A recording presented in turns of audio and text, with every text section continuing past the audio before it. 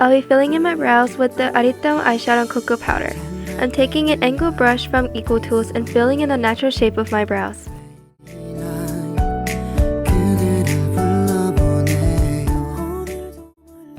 To make sure I get rid of any harsh edges or lines, I'm going to blend it with the spoolie from e.l.f.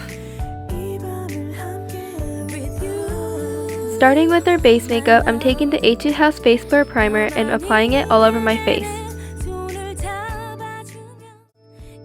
After primer, I'm using the Maybelline Fit Me foundation in nude beige, and as always, apply it with a sponge.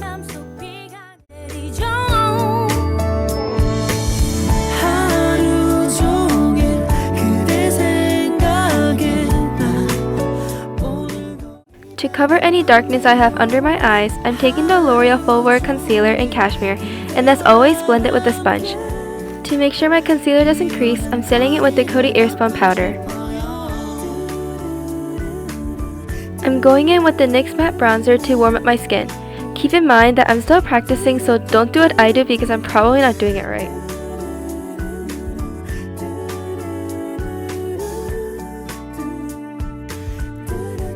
Then I tried contouring my nose, but there was no difference, so we're just gonna ignore that.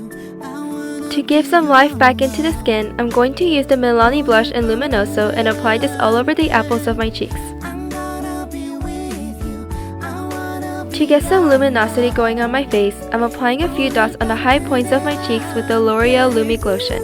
This is a lot more pigmented than I thought, so be careful to not apply too much so you don't blind other people.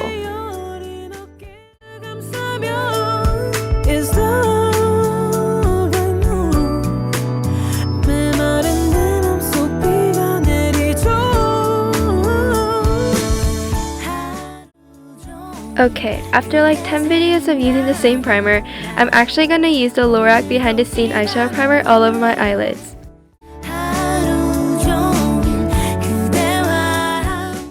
For our eyeshadow, I'm taking the Fenty Beauty Peach palette and going in with this peachy shade called Shoot Your Shot and apply it all over my eyelids with the brush.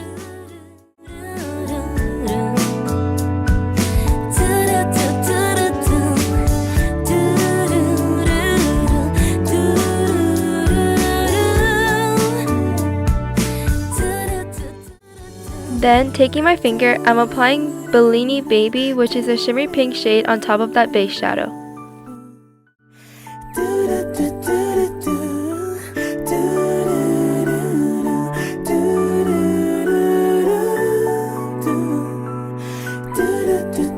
Then, of course, to make sure we get rid of any harsh edges or lines, I'm blending the shadows together with the blending brush from Equal Tools. Going back into that first shade we used, I'm going to accentuate my eye shape a little bit more by smudging it across my lower lash line with a flat brush.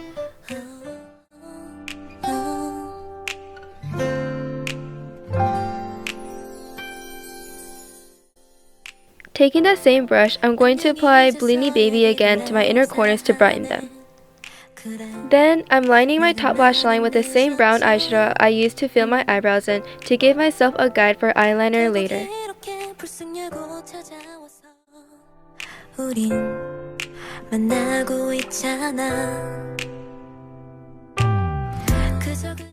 Next, we're going to curl our lashes, and I'm using the one from Kai Cosmetics.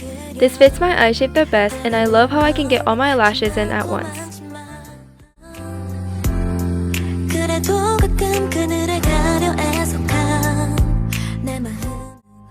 To prime my lashes so they stay curled all day, I'm applying the Dr. Mascara Fixer. And as for mascara, I'm applying the L'Oreal Telescopic one. I love how this doesn't give me the spidery looking at lashes, but makes them look very long and separated.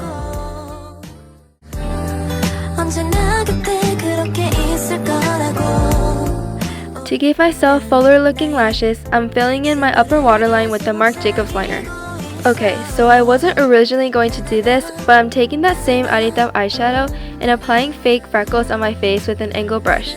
And then I'm also taking my finger and kind of blending them so that they look more natural and not just random dots on my face.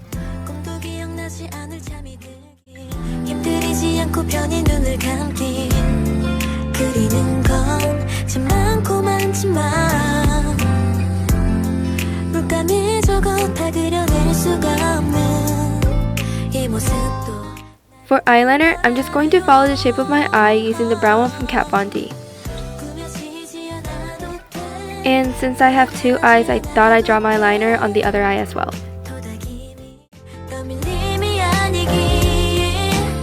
I didn't know which lip color would fit this look best, so I'm just gonna go in with the safest soft pink color from L'Oreal.